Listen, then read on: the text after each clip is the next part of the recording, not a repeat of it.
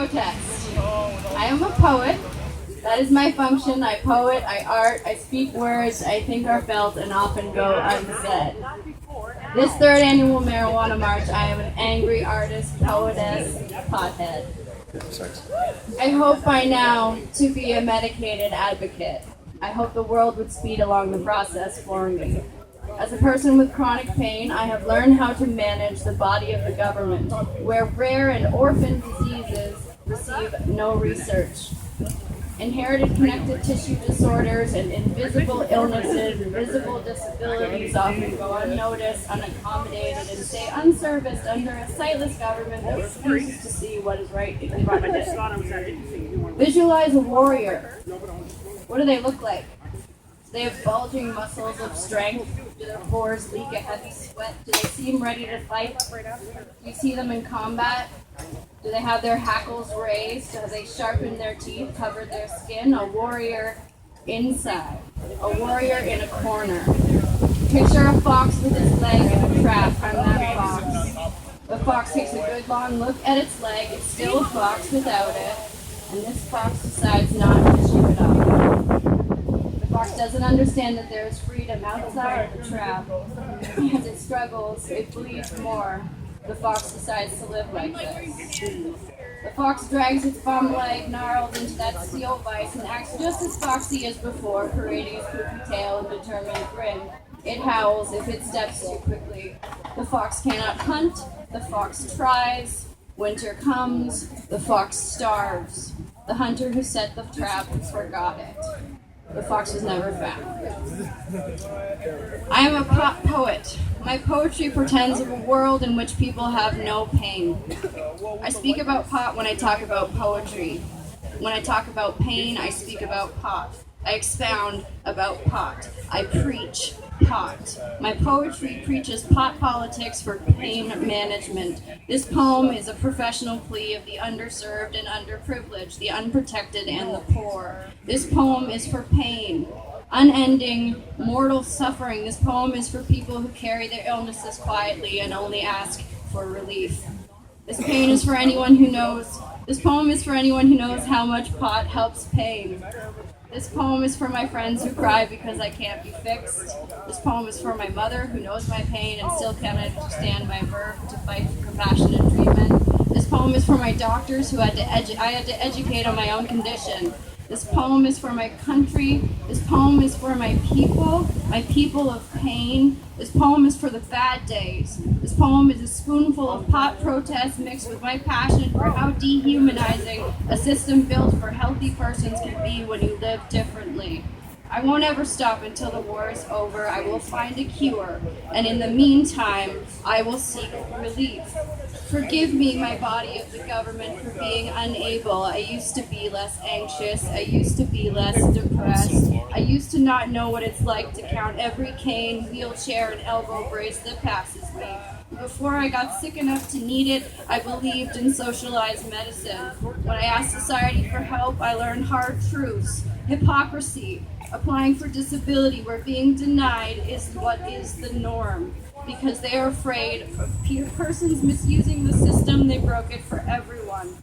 They decided I am not broken enough to be taken care of. I am left to my own devices. I turn to the black market. I associate with dealers of things I'm never going to use and beg for a competent physician to prescribe me something other than pill after pill after pill.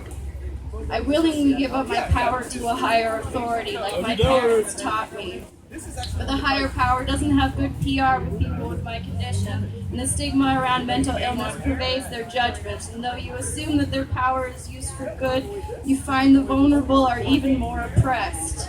You notice it is harder to fight when people are sick, when they are poor and they don't have access to resources, and they can't get healthy because they don't have the money, and they can't make the money because they aren't healthy, and it goes around in circles. And I weigh it in my mind and find that weed is the nicest of vices. And maybe eventually, if we just keep going at it, eventually something will come out, something like if we got a whole bunch of people together and started sharing weed words. Oh wait. When I write, I need to smoke weed. And the irony is that the writing is my hubris of artistic things, the actual thing that will cause the further detriment of my hands, the non-fiction things that are wearing away with every piece of art I make and word I will from inside of me, the things I need to smoke weed about. I love marijuana most for the plasticity and the power of imagination it unveils. Let's all imagine a world where weed is legal. Just live that way, walk around like it is legal, and buy it from your smiling businessmen friends and wave to the cops in the square while you smoke a joint. And no one will ever feel paranoid about being high because they know their right to be medicated. And if we all lived like that, like we are already known for, the world will be different. I will live that way from this point forward, walking for what I think might be my right as a citizen, risking broken bone and injury along the way. But we walk forward into the future, a future together, a shared sesh with the eventual global domination of the THC frontiers on their horizon, curing cancer along the way, grown in the fertile garden, sown with hope, soil sprinkled in tears and fertilized with the bullshit duplicity even our city can't avoid. Patients without access and compassion centers tucked in back alleyways still treated like drug dens. Needy people chased out of the treatment they need that they refuse to fund research for that will show the simplicity of nature's gift in sativa and indica strains. A blueprint to remedy sickness and ignore it even when we stand out en masse and tell them it helps us feel better. And I'm hoping you will walk with me and plant the seed of doubt for citizens who cannot make it out and need the weed for which we plead and can't even make it out of the house to shout about it. My daily dose is the only thing that helps me walk on my two legs here, because pot helps pain. And I'm going to let you in on a secret you may not know about. Pain isn't just a singular word, it is a description of a category. Chronic pain sufferers can tell you that pain is not a singular experience. We could write you a pain dictionary. Muscles that aches and sore, stiffness and soreness, and being made of styrofoam, throbbing, pounding, boring, pressing, cramping, crushing, wrenching, tender, taut, grueling, miserable, torturing. Well, if you want to talk torture, let's talk nerves, like tiny tasers that have been applied. Traveling, pulsing, shooting sharp, radiating, cooled, intense, unbearable, penetrating, piercing, brief, or periodic, or continuous, or steady, for maybe, let's say, a bone, broken, fractured hairline, or full, a dislocation, which I hope you never have, a subluxation, cracking, shifting like a knife jabbed in between your bones, stabbing, knowing you are misaligned. Reduction pain, popping it back into place, that awkward bone, or a simple stubbed toe, or that humorous funny bone that can knock into a nerve pulse like neuralgia, or the panic of a throat spasm, the sound of a jaw crack as it settles, so much stress and clenching of teeth from constant pain, or the kind of eyeball pain when you've never slept well and need rest, the pain most special that can occur with sight and vision, or the ear in listening to discordant noises, the skin crawling against the pressures of rough textures, itching pain, burning pain, numbing pain, hot, searing, flashing pain, even into intestinal pain, digesting pain, writhing with pressure like a daily balloon, the pain of thinking too many thoughts pain, heart pain, pumping too hard or erratic, vein and artery pain, organ and all kinds of pain, gland pain, breathing pain, lung pain, stomach pain, esophageal acid pain, swallowing discomfort, mental discomfort about looming doom and further disablement, social pain, you can't do that thing you want to. It can become like a dull roar at the back of your mind, pushed down and denied. In fact, it is a dull roar and a high-pitched whine inside of your skull, and you can't hear spoken word over a crowd.